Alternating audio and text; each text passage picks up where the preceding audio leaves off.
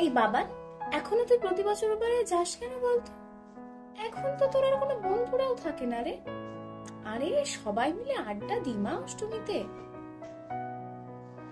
লাল রঙের পাঞ্জাবি, হাতে ঘড়ি, চুল সেট করে বেরিয়ে পড়লাম দেশপ্রিয় পার্কের দিকে।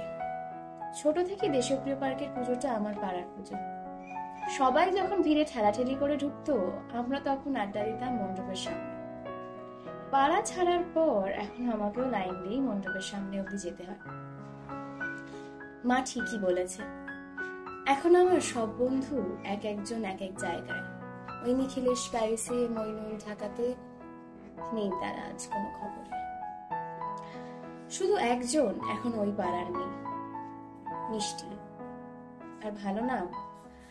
হাই, আমি উদিতা মুখার্জি। তুই বাবলু কাকুর কারপুলে নতুন জয়েন করেছিস না? ইয়ে মানে, হ্যাঁ মানে, আগে স্কুলে কি একা আসতিস?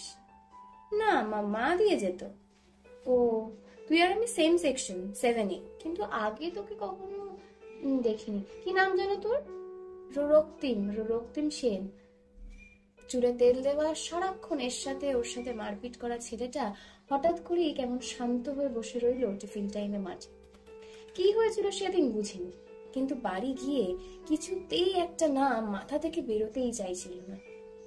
এই বাবা, মিষ্টির সাথে আলাপ হয়েছে? কে আবার সে? আরে তোর স্কুলেই তো পড়ে, ওর মাঠ থেকেই তো কার্পুলের নাম্বারটা পেলাম। আমরা সব একসাথে দেশপ্রিয়তে সন্ধ্যেবেলা হাঁটতে যাই। ওর ভালো নামটা যেন কি, উদিতা। ব্যাস, কার্পুল আসতো ভোর 6:45-এ, আর আমি গিয়ে দাঁড়িয়ে থাকতাম 6:15-এ, কারণ মিষ্টি সকালবেলা স্কুলে যাবার আগে ওর কুকুরকে নিয়ে যেত হাঁটতে। কিছুই না, খালি ওই 15 মিনিট আগের থেকে দেখবো বলে, আর ওর মুখে গুড মর্নিং শুনবো বলে। কার্পুলে ওর পাশের সিটে বসিনি, বসতাম ঠিক ওর পিছনের সিটে, যাতে তাকিয়ে থাকলে অকওয়ার্ড না হয়ে যায়। ক্লাস 7-এর ছেলেকে ভালোবাসা কি বললে সে কিছুতেই বলতে পারবে না, কিন্তু এখন চাকরি করা আনম্যারিড রক্তিমকে জিজ্ঞেস করলে সে বলবে যে ছেলে ভোরবেলা স্কুল যেতেই চাইছিল না, সে হঠাৎই রেডি হয়ে ঠিক টাইমে স্কুল যাওয়ার জন্য। হ্যাঁ, এটাই ভালোবাসা। 1 বছর কাটলো, উদিতাকে চিনলাম। 8-এ সেকশন পাল্টে গেল। ওর সেকশন থেকে সবসময় যেতাম চক, ডাস্টার এগুলো আনতে। বোর্ডের সময় বুঝলাম এবার ওকে বলতে হবে। লাস্ট পরীক্ষার দিন ওর পছন্দের চকলেট হাতে আমি রেডি। উদিতা, তোকে না আমি 11-এ স্কুল চেঞ্জ করছি জানিস, বড্ড মিস করবো। উদিতার মন খারাপে চকলেটটা দিলাম ওকে খুশি করতে। কিভাবে ওর মুড ঠিক করব, তাতে এত ব্যস্ত হয়ে পড়েছিলাম যে আর প্রেম নিবেদন করার কথা মনেই ছিল না। আনফরচুনেটলি তারপর আমরাও শিফট করে যাই, আর তারপর থেকে ওর সাথে দেখা হতো খালি একটা দিনই, অষ্টমী, দেশপ্রিয় পার্কের দুর্গাপুজো। তারপর কলেজের জন্য বিদেশ গেল, আর দেখা হয়নি। তবু প্রত্যেকবার অষ্টমীতে যাই, যদি দেখা হয়। মাঝে একবার হঠাৎই দেখা হয়, তখন বোধহয় আমাদের 26 বছর বয়স। রক্তিম না?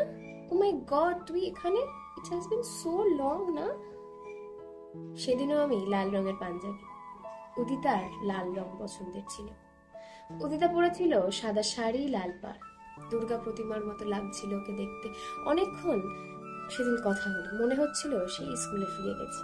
বাবলু কাকু আসার ওয়েট করার সময় দেশপ্রিয়র পাশের গলিতে হাঁটতে হাঁটতে কত গল্প করতাম। স্বপ্ন লাগছিল, সত্যিই স্বপ্ন। উদিতা বলল, by the way, I am getting married. He is a doctor in the US next ইয়ার।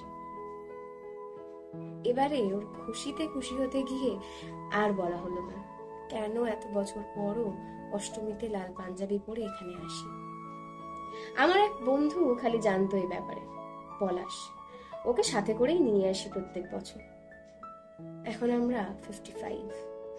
আজও যাই, ওই খালি ওকে যদি একবার দেখতে পাই, বছরে জাস্ট একবার।